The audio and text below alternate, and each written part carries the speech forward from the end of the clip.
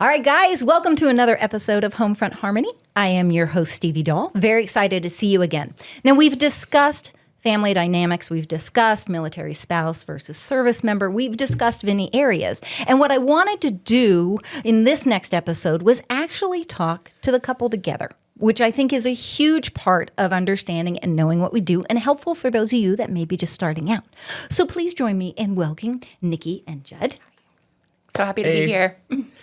All right. So from what I understand, Judd, you actually have served in the Air Force. You were a Master Sergeant Evaluator Sensor Operator. Yeah. Sounds very important. Yeah, it sounds more important than it really is, I promise. Well, I think the sensors would think you're very important. Okay? Yes. And now you are actually serving in the reserves now. You did 10 years in the service, and now you're in the reserves. Okay. And you are getting to the point where you're actually going to retire out of your reserve service, Yes. correct? Yeah, Okay. so I am done this year, planning on October. She's got a bet that I'm not going to actually retire. 100%. Like in the reserves, you can keep going pretty much forever. Yeah. Like it's like, I can do this until I'm like 50. Gotcha. And they're totally fine with it. But, I think it's just time. Gotcha. It's the big thing, yeah. Understood. So, Nikki, how long have you two been together? It'll be 11 years Yeah. in October. Married How many? seven? Yes. Seven years. Eight in March. Yes. Dang, I'm on a roll. She's got it. You She's are got it. good, girl. She's good, isn't she? So you've lived the military spouse life. Yes, rather absolutely. well. Wonderful. Okay, so we're going to just go over some things that in my head popped up to talk about, to make some others aware, to understand the relationship dynamics. As the daughter of a Navy veteran, my parents were married over 50 years. He was in the Navy 21. She was with him 20 of the 21 years that he served active duty, because they met when he was in Vietnam. So let's start off with Judd, for you, what's one of the most memorable moments you have from your 19 years in the Air Force? I mean, honestly, it's not moments; it's the people. Okay. No joke. It is. I was just thinking about this the other day. That, I've got people that I have just coincidentally run into throughout their early training, the midpoint of their career, and they've gone off to do these awesome, amazing things. And knowing that I kind of had a hand in that, so it's never things that I did per se. It's about the people that I helped. It's always the number one thing is when I have somebody come up to me and say hey, I got the assignment that I wanted. Thank you for your help in helping me figure out how to navigate that. That's honestly, that's going to be the thing I miss when I retire is the people piece of it. The job, the job is awesome objectively, but I just I care more about the people than I care about the work per se. You know what I Understood. mean? Well, two things. First of all, thank you for your service. It's my pleasure. Thank you for supporting his service. You serve too. Facts. And two, it doesn't end when you get out. Because that's why we're doing shows like this. There are people who are going through the same thing you are. You can guide and you can still lead. My father always did. When he was in the service, there are guys today who say the reason they went from just having a 4-year career to actually having a career in the service was because he was able to help bring them into supply, get them into the world to understand it. Yeah. So no, you're still making an impact. I think that's phenomenal. I will say community is one of the biggest things for me with the military. Absolutely. And even I didn't serve, but when they find out my dad did, I instantly have family. And people doesn't matter the branch. They love you no matter what. They're going to crack jokes. Okay. Always. If it's not your branch, they're going to crack some jokes. If it is your branch, you're going to crack jokes about the other ones. That's just fun play. But it is that camaraderie and that community that I love. And mentorship is such a big thing I love to talk about on this show because I feel like that's so needed, especially for those service members transitioning, whether they're going to the reserves or they're just getting out completely. Sometimes you feel like a deer in the headlights, and if you have someone who kind of went a path and they can kind of talk to you and guide you and help you, it means so much. Well, and honestly, retiring is absolutely the scariest thing I will have done in my career. Gotcha. Because, as it stands right now, leaving active duty and going to the reserves is the scariest thing I've done in my career, even though in both instances, when I retire, I already have a job. Yeah. I'm already doing that job. Yeah. Nothing's going to change about that. But it's just the knowing that the military is there. That's been who I am for the most part for 20 years. And now I have to figure out who I'm going to be, even though objectively nothing is going to change. Like I'm still going to go to work the day after I retire in the same job and with the same people. Nothing's going to be different except for that title of like, you know, being in the Air Force. Yeah. So, yeah. No, it is true. One of our other guests, Maggie Jensen, had a great point she made. She was talking about, because her husband Brian's getting to the point where he's going to transition out of active duty. And she said one of the things she constantly tells him is dream big. What do you want to do? You have skills. What do you want to do with the beef? You know, you have the time now to figure out what would be cool, what wouldn't be cool, kind of thing to it. And I love that aspect to it. And I think sometimes you need someone to remind you of that, because when you are militarized, you are routine, you are set up, you know, you are on it. It took me years to teach my parents to sleep in on Saturday because they just were so used to getting up. They just woke up, no alarm. They would just wake up in the morning. They were so excited when they slept into 7 a.m. That was big stuff, people. Big stuff. So, a big one to point out, I think something I have seen lately with Judd especially is he has so many airmen who aren't even his airmen, aren't in his downline, that come to him for advice, someone to talk to, things who have been through some awful things and just moments, even in their military career, that have affected them, and they choose him as a mentor, as someone to talk to. And I think that there might be a little bit of fear getting out, that I think that he would lose that. And I like that you pointed out that doesn't go away when he leaves. Right. He gets to continue to do that. And all these people he's impacted in his career and the longevity of it. And the fact that, I mean, if we're looking at it honestly, he's one of the old guys in his career. You know, he's been doing it for some of the longest. She loves you. Right. She says that with love. With love. Yes. I don't mean a old. little bit of gray is really coming in. I just mean OG in the career field itself. But I really like that you pointed that out, because I think that was maybe something that was a concern for him, that he wouldn't be able to help people coming up behind him or after him. And I think that doesn't end. No, it really doesn't. A lot of those I've seen still help, still guide. You end up in a different company, in a different career, and there'll be people that will come up and lean on you and talk to you and ask you. And it's the persona of the person you are that comes out, that does that, when people know that's a safe. Big thing for me is mental health. You all know this. I talk about it all the time. Knowing you have a safe person to go to, because sometimes it's hard to ask. And if you don't have anyone to ask, you call me. But knowing that you could eventually, in your career you're at, people will know that you're a safe space to go to, because everybody has different experiences in their military career. My dad did 2 tours of Vietnam. He's one of the few that came back mentally great, you know, and it's a blessing that occurred. But that was his character, because there are so many more others who saw stuff and it stuck and it hung and it, you know, barreled through them. So having that avenue is huge on it. So see, you're more than just what you do. Absolutely. Now, Nikki, you were a military brat. Yes. And now you're a military spouse. Right. So did being a military brat prep you to be a military spouse? I told myself my whole life I would never marry a military man. I swore it, because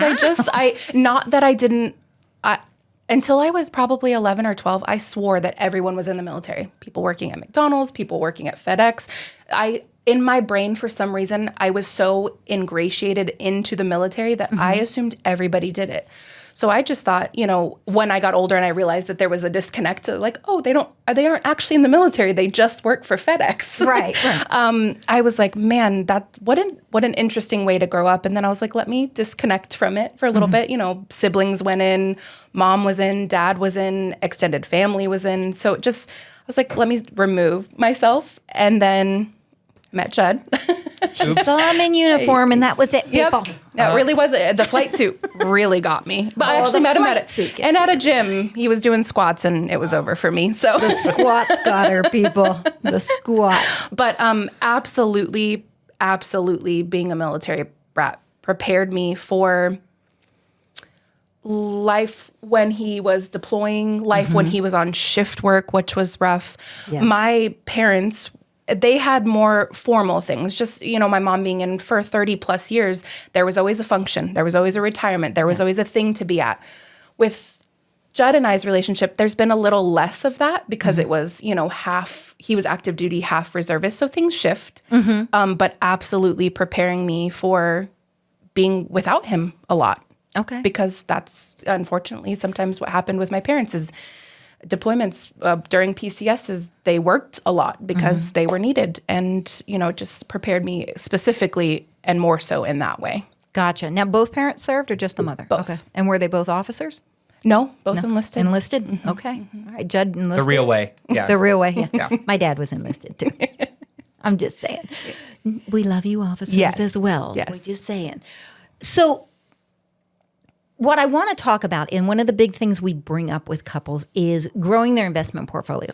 I think a misconception with a lot of military families is that they're stuck in the paycheck to paycheck world, which with VA loans, with their housing benefits, with those areas, they have a little leeway that the average person living paycheck to paycheck doesn't necessarily have.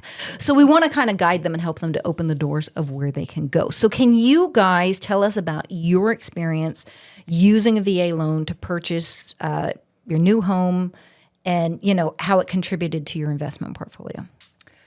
So ours is a bit of an odd situation. So we purchased a home back in 2015 when we moved here and purchased on Judd's VA loan. And it was a wonderful home, but we wanted to move into our next home, our next part of life home. Right. And so we thought we were going to have to sell that first home to use the money to purchase the second.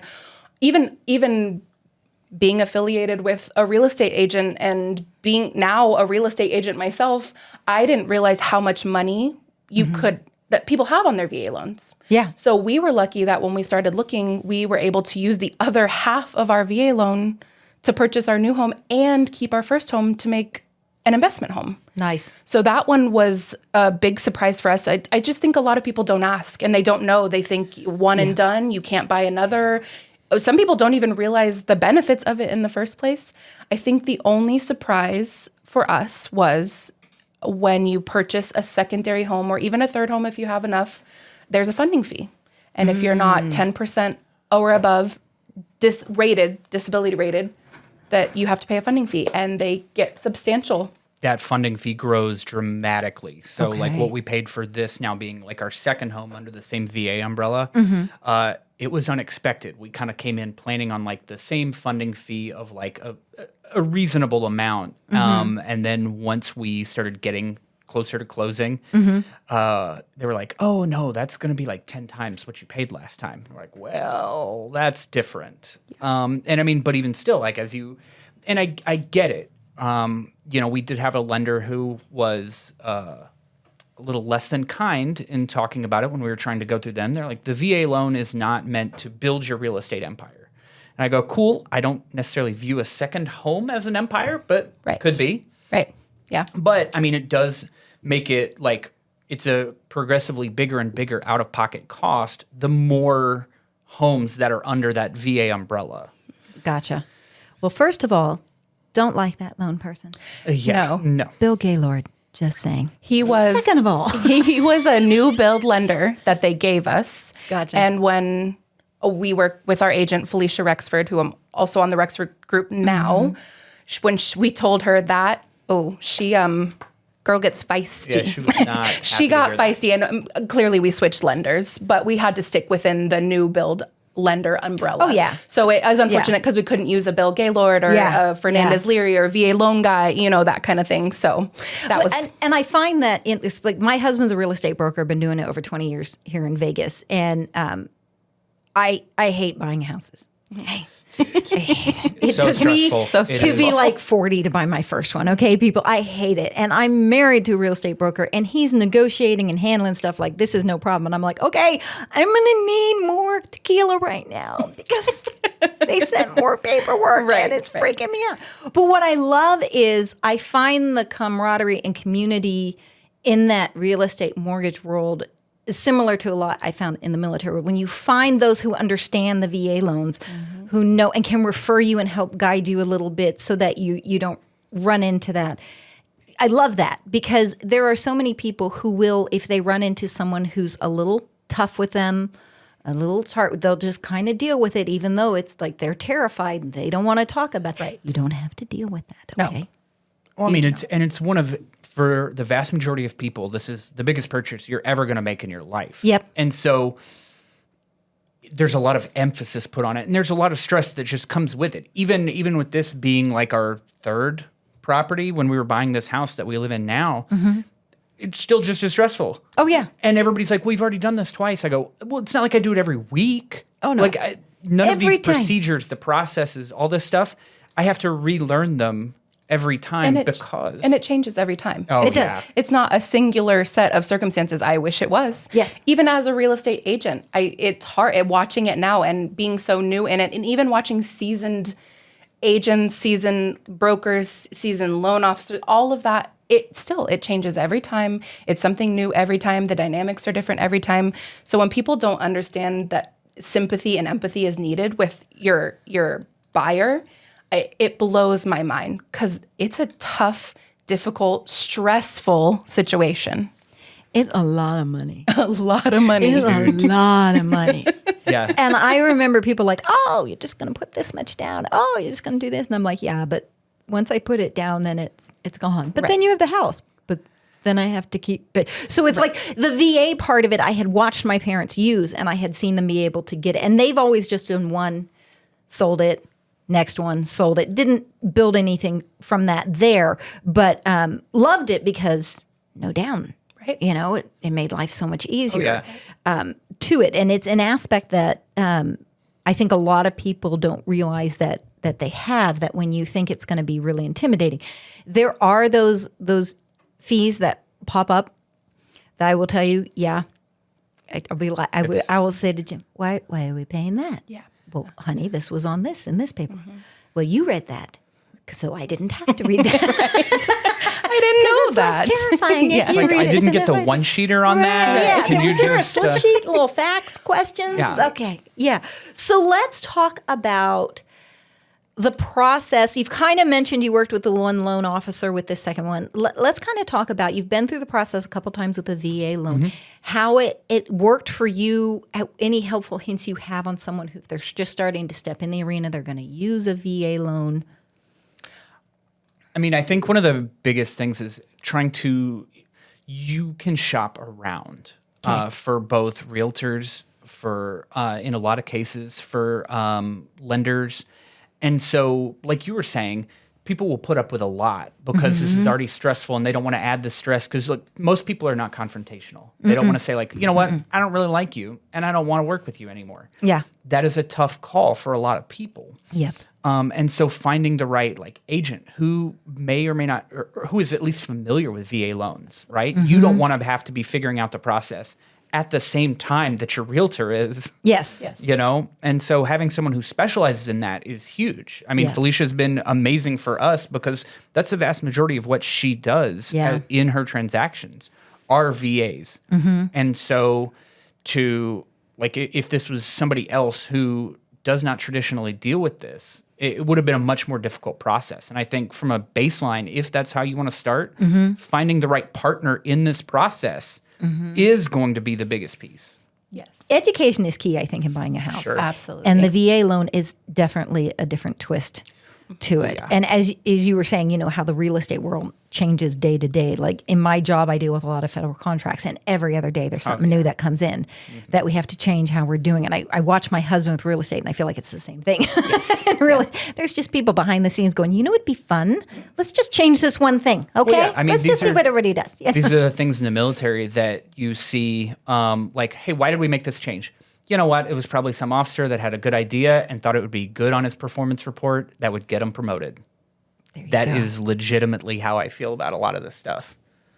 And I think going back, people forget that when you are buying a home, you are interviewing these people and they work for you. Yeah. Finding an agent you trust, that you click with, that understands what you're going through, that can guide you instead of just kind of drag you along in the situation. It's the same with lenders. When we have a new client come to us, we give them a sheet and we give them 3 options and say, none of these are who you have to use. These are who we like. We just want to point them in direction so they're not just like flailing, like, what am I looking for? But all of these people, you should be going into your first talk with them, their second talk with them, almost as an interview, because they are helping you, again, in one of the biggest purchases of your life. Right. So you need to make sure that you feel good, comfortable, accepted. You know they have the knowledge base behind it. They're going to help you in this situation. That goes for everyone included. I understand that new builds are a little bit different, but still, you should always be bringing an agent with you there. And again, same thing. Find someone you like, trust, click with. And if you don't, move on to the next. There are a lot available, but you need to find the one that knows what's going on, knows what they're doing, and helps you in the process, not just kind of shoves you in a direction. It's like, well, here you go. Let's get it done. Absolutely. And I'll tell you, so my sister and I are very dynamically different. My sister is the kind sister. Okay. I have no problem admitting that. Love it. I'm the tomboy. I'm the, you mess with people I love, I'm going to hurt you. I'm the one who doesn't have a problem getting in your face and saying no. Fast forward to buying a house. All of a sudden, I'm like, oh, okay. You're the I nice guess sister. I'll just do this. I'll just do that. And I say that so that you understand that even if you think, oh yeah, of course I'd pick out, and then you get in it and you start questioning, it's still okay. All right, it's still okay. My husband has worked with people. Some of them absolutely adore us. Some have worked with him on a couple of things, and and he doesn't take it personal either way. He's just there to do his job. He's happy to help him out in any way he can. And there are so many options available to you to talk to. And I think the loan officer, especially when we talk money is emotional.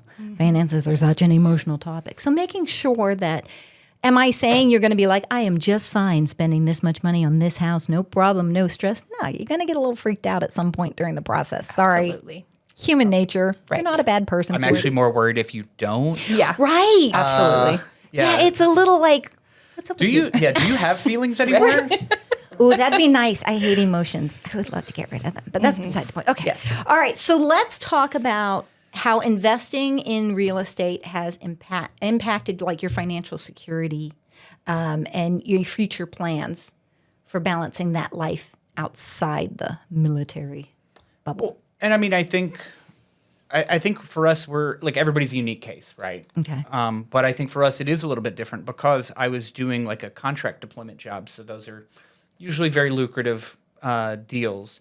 And so we had like a certain amount of financial security before we jumped into looking at real estate. Okay. Right. And so like what I had done previously had helped, like I built up one side of a wall that allowed me to now shore up the other side of the fence, if that makes sense. It doesn't. Hold on. All right. Well, no, like, Do you see the wall? yeah. Like we were already secure in a certain way. Okay. And now I was able to leverage that financial security with like, stock market investments into being able to leverage that into like real estate investments. So now like one type helped me diversify into something else. And I love that because I will tell you that when my husband and I got together, he was like, how diversified is your financial portfolio? And I'm like, I have a 401k. Which is solid. A lot of people don't even have that. So Bought my first house at 40. And he was like, okay. And then he went and he had a different perspective to look at it. So I love that you, even being in the military, were looking into, there's a stock market somewhere that I want to play a little bit. And again, we've talked about this 1,000 times. You don't have to go in with a ton of money to start building. No. You can start even as small as maybe just doing a little CD and get that interest built Especially up. right now. Well, it was better last year. Yeah, that is a true statement. But, I have a CD coming up in a couple of days, and I'm like, oh, man, it's such a good rate on Crypto. No. No. We do that, too. He does, but this is how interestingly he is. And depending on who you are and how your mind works as a military person, family, this can work for you in either way. So he doesn't just do stocks. He doesn't just do crypto. He also has a fascination with investing in things like gold and silver. Because it's a different arena to go in and to look at and to do. I have 2 silver coins. I used to have 3. Somebody stole one from me. Evil moving person. and they were each troy ounce, and they were a gift from my grandfather when I was born. That's why I had silver, other than jewelry. That was it, kind of thing to it. So I love the different perspective that you started from you didn't go straight into the VA loan. You started out in another area to build that portfolio to go. Well, and I mean, I think part of it is kind of knowing where you want the majority of it to be. Like, what's your priority, right? Okay. Like which one are you okay with losing, or like which one would you liquidate to shore up the other one, right? Whether it's like stocks, precious metals, real estate, crypto, like you can put them in whatever order you want, but kind of knowing where you really plan on your future income coming from, I think is key as well. So it's not just kind of like scattershot throwing it out everywhere, which yes, you want to diversify, but kind of know which are your priorities. So let's say you're starting out. You just want to start to build your investment portfolio. You don't have a lot to start with. You're newer in the military, and you're going to pursue an avenue. What does that? How do you research that to decide where, you know what, this is something I'm comfortable with starting in this area? I mean, look, I'll tell you baseline, the TSP that the military offers right now with their new retirement system. TSP? Yeah. What's TSP? I'm sorry, Thrift Savings Plan. Most people in basic, boot, whatever you call it, is like they give you like a whole spiel about it, and your mind is fried, so you don't really have time to take it in. Fair enough. But I mean, like right now, the military does what a lot of like companies are doing. So I think it's after 2016. If you came in after 2016, they now match TSP contributions. Okay. Right, and so it's built into your paycheck. It is you don't even need to think about it. You can, on the same place you check out your pay stubs, you can say, hey, I want this percentage taken out, or I want this dollar amount taken out. And I mean, that's where I started. That's where I started before I met Nikki. And that was like the basis of the idea of putting money away. And the other beautiful thing about that is that you don't have to think about it, right? A lot of people will say like, paying yourself, and it's very good advice, but it's difficult to actually do. Whereas with the thrift savings plan, it just comes out of your check and you never knew it was there. Oh, yeah. And then you, after a couple of years look, and you're like, oh, wow, there's 20 grand there. That's awesome. And TSP is the one you can take a loan out against it. They don't charge you interest. They make you pay it back, but you're essentially just paying yourself back. So if you needed $5,000 for something, you can take it out. They're not going to charge you interest. So they do charge you interest, but it's tied to the G fund. So again, with the TSP, you can invest in like different funds, as they call them. Okay. And so it will take the lowest interest rate of the lowest, or the fund that has the lowest interest rate, and that'll be what you have to pay back. Okay. So like, let's say, and you can borrow up to 50% of what's totally in there. Okay. So let's say you have $10,000 in your thrift savings plan, you can take out $5,000 and you set your own terms on like repayments. You can say, I want to repay this over 3 years, 4 years. Now you have to be in the military those times. So like, I can't really do that right now without staying in. Gotcha. But then you end up with things like a 1.75% loan that you pay back in 3 years. And again, they take it right out of your check. So it's not, I'm not saying to use this as like a piggy bank. Don't just like crack that piggy bank and take it out for the first thing you want to look at. But at the same time, if you're having trouble like with like a down payment or a funding fee or something like that, that can help supplement it to be able to actually have a little bit more money that you have been saving, and then actually utilize it before you like are in like real life retirement in your 60s. Yeah, absolutely. And I know that like, my dad had a retirement when he got out of the Navy. I know that my 401k through my work, automatically we equally contribute a certain amount to it. And at times they've been like, if you want to take a loan out against it, you can, kind of thing to it.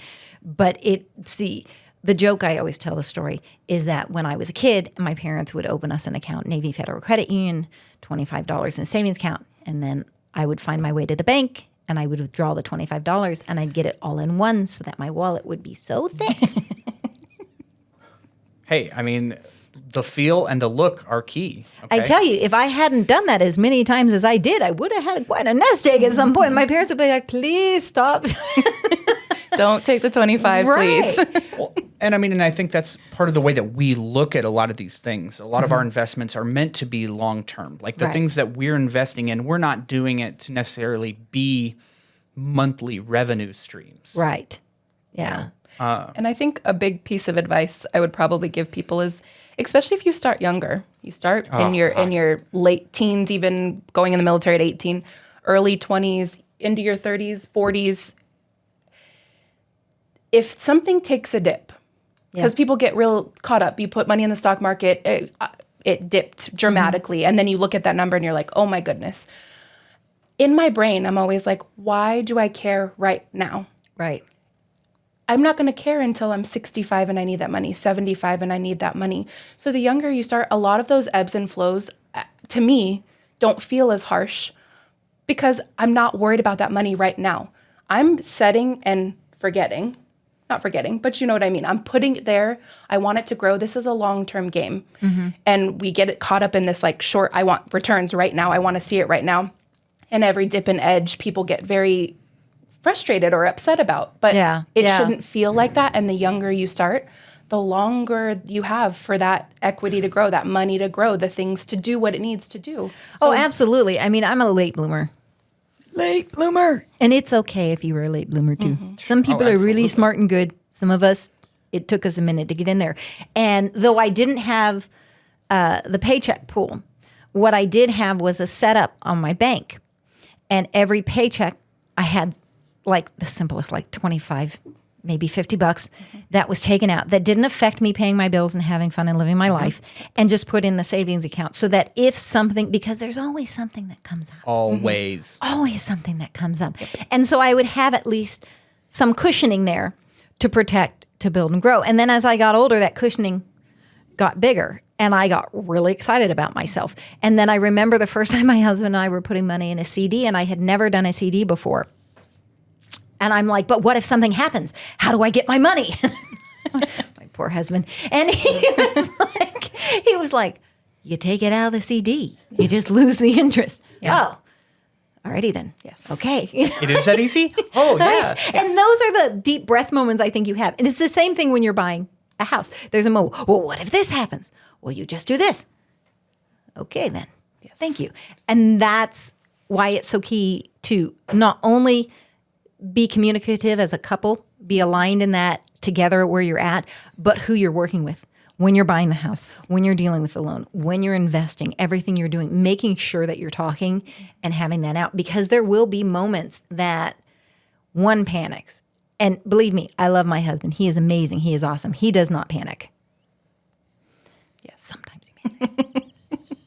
But one of us always is Sure. the Evens it calm. out. It's the balance. You got to have that yin and yang with it, and that's what helps you to pull through it and to do, on that. So now you guys own 2 homes? 3. 3. So one that we live in and 2 that are investments right now. Yes. Wow. We're very lucky in that regard. I mean, a lot of it has been timing. It has just been having the ability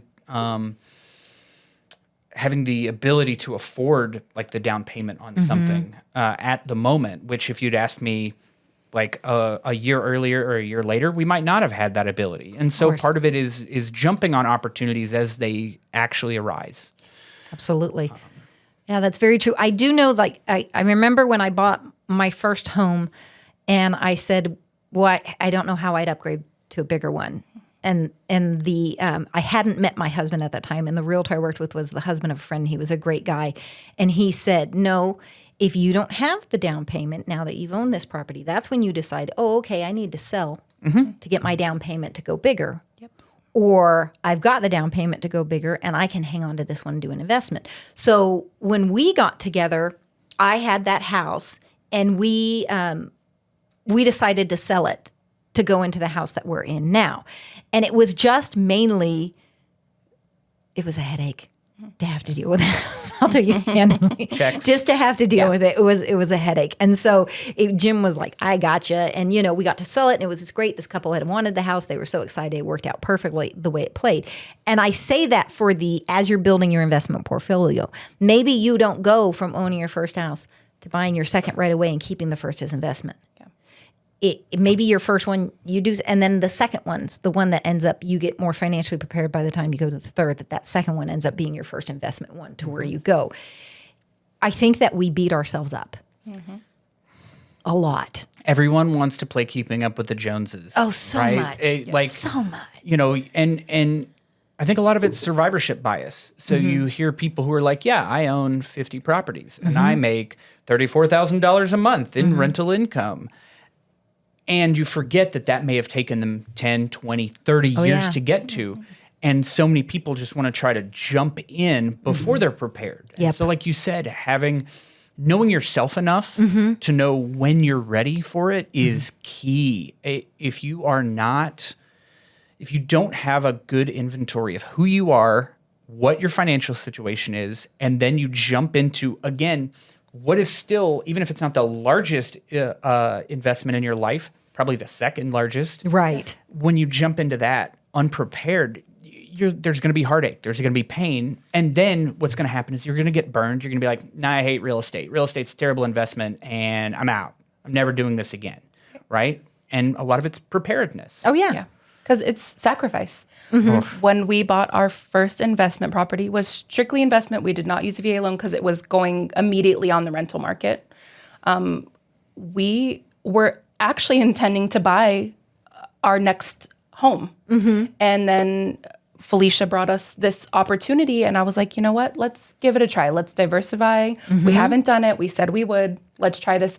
And, ended up not buying a home, putting money into this, but it was a solid year and a half of, we had to really cut back. We had renovations that had to get done. It was the headache of turning that into an investment property, which is hard. And if we weren't secure, if our finances weren't secure, if we didn't know that was the end goal, that would have been a really, really rough time. Oh, absolutely. More rough than it was. Right. Because it was and still we rough. get the misgivings of people going, oh my gosh, I'm going to have 10 properties. I'm going to be this investment mogul. I'm going to do all this stuff. And if something breaks at one of those properties.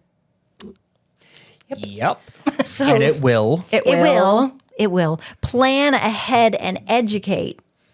As in everything in life, you need a strategic plan. Sorry. You just do.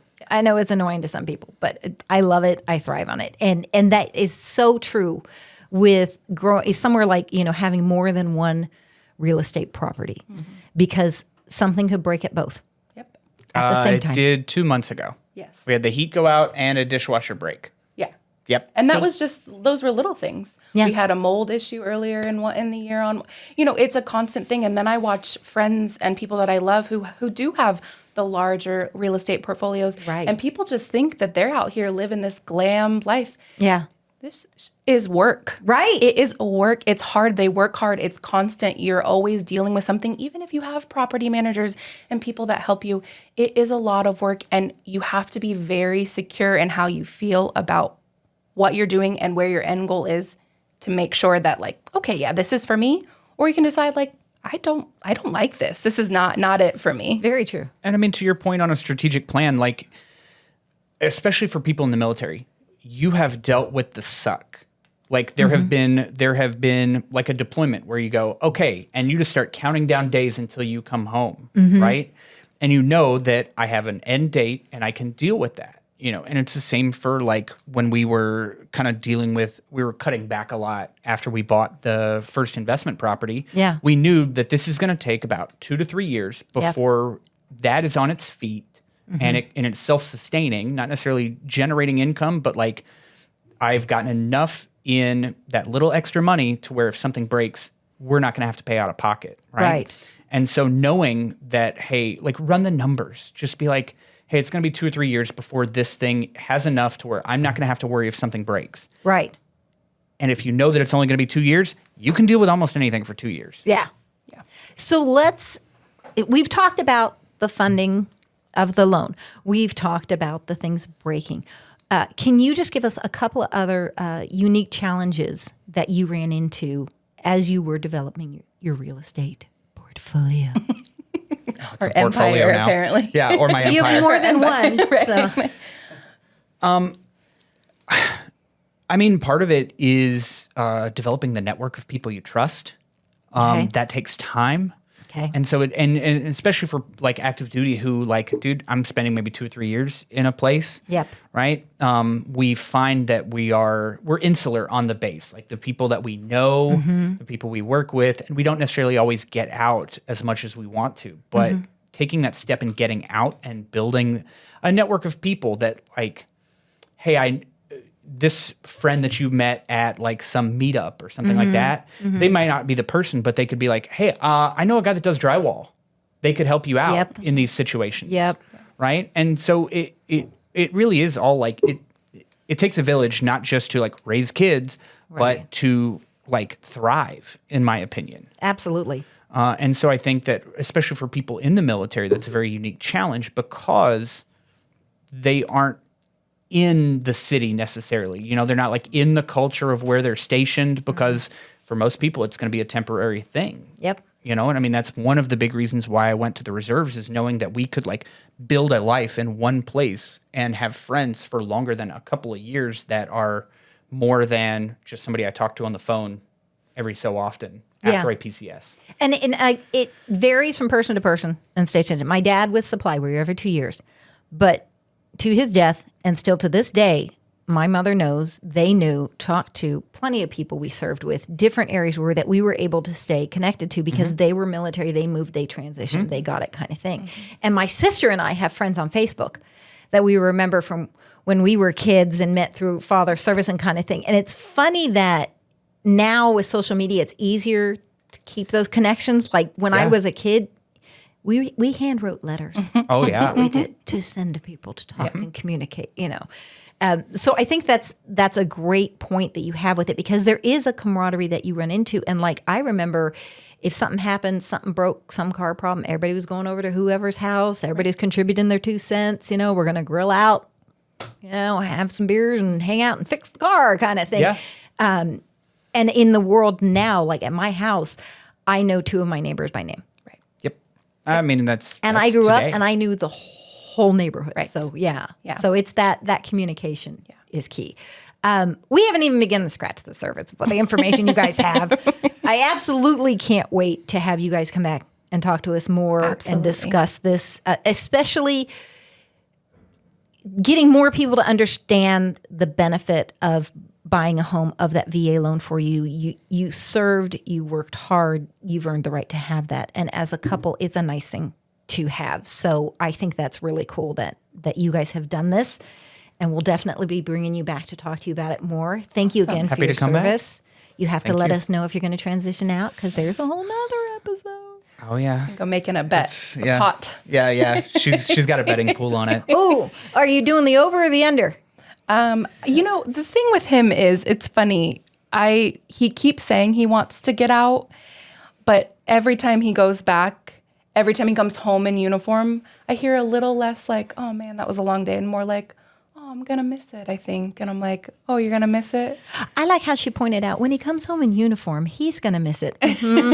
I mean, he's keeping the flight suits. Yeah, He's keeping the flight those suits. are staying.